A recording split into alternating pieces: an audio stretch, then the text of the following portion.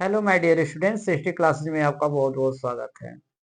देखिए, हम लोग पढ़ रहे थे दर्पण के द्वारा प्रतिबिंब का बनना। क्या पढ़ रहे थे? दर्पण के द्वारा प्रतिबिंब का बनना। हम लोग तीन जो है आपके प्रतिबिंब पढ़ लिए थे। अब हम लोग को पढ़ना है चौथा प्रतिबिंब। क्या पढ़ना है? चौथा प्रतिबिंब पढ़ना है। कह रहा है कि चौथे प्रतिबिंब में कि जब वस्तु वक्रता केंद्र तथा मुख्य फोकस के बीच स्थित हो तब उस वस्तु का प्रतिबिंब कैसा बनता है। देखिए, यह डायग्राम है। कह रहा है कि एक आपका अवतल दर्पण है, इसलिए कि हम लोग अवतल दर्पण पर पढ़ रहे हैं। किस पर पढ़ रहे हैं? अवतल दर्पण पर पढ़ रहे हैं। तो इसके उभरे हुए पृष्ठ को जब कलई कर देते हैं तो दबा हुआ पृष्ठ परावर्तक हो जाता है। उसे अवतल दर्पण कहते हैं। उसे अवतल दर्पण कहते हैं। अब यहाँ पर एक हमारी खींची गई मुख्य अक्ष जो दर्पण के बीचों बीच भाग में स्थित होती है, वह आपका दर्पण का ध्रुव कहलाता है, जिसे कैपिटल पी से प्रदर्शित करते हैं।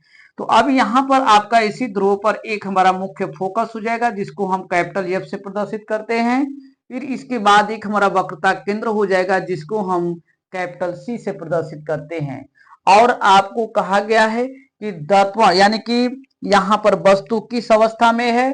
कह रहा है कि वक्रता केंद्र और मुख्य फोकस के बीच में। कहां पर है? वक्रता केंद्र और मुख्य फोकस के बीच में है। यही आपको यह हेडिंग कह रहा है। तो अब यहां पर आपकी वस्तु स्थित है। ये वस्तु स्थित हो गई। वस्तु आपका ए हो गया, यह बी हो गया। ठीक है। अब इसके प्रतिबिंब बनने के लिए आपको किरण आरेख द्वारा बताया गया है कि रूल नंबर 1 होता है, रूल नंबर 2 होता है, रूल नंबर 3 होता है। तो अब इसमें जो है आपके तीनों रूल में से 2 रूल लगाना है।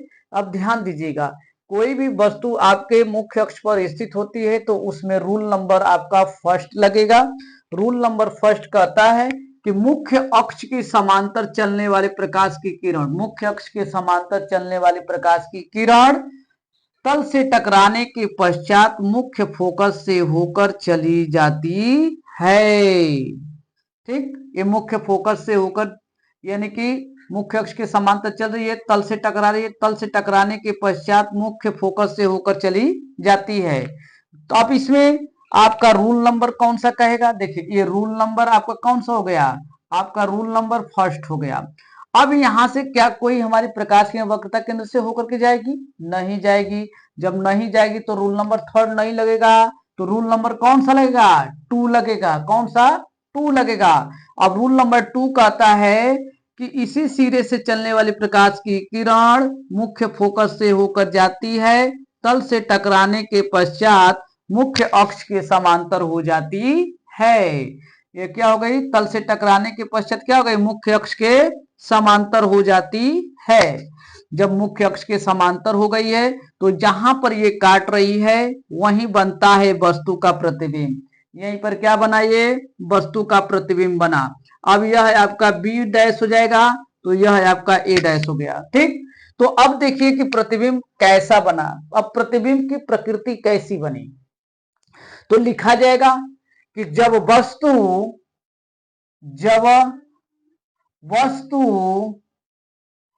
वक्रता केंद्र जब वस्तु वक्रता केंद्र वक्रता केंद्र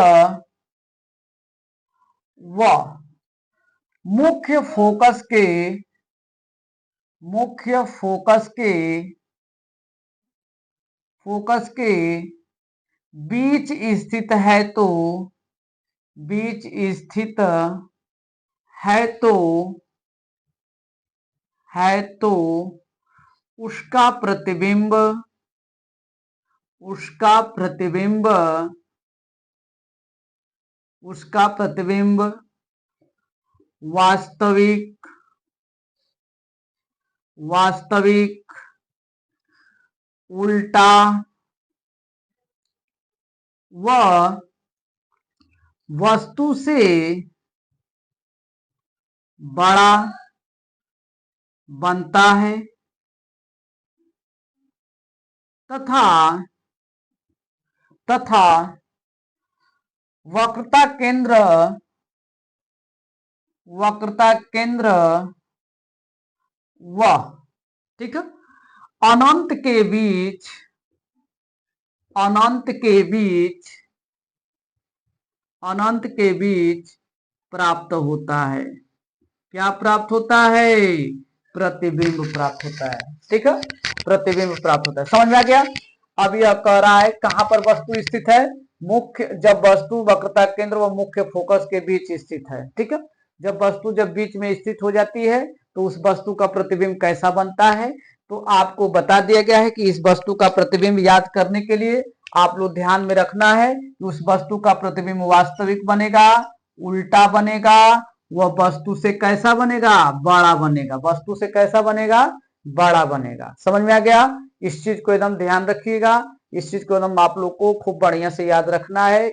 यहीं से आप लोग को परीक्षा में उठाता है प्रश्न, यहीं से प्रश्न उठाता है। ठीक है, अब ध्यान में रखिएगा। अब चलिए हम लोग नेक्स्ट पढ़ते हैं।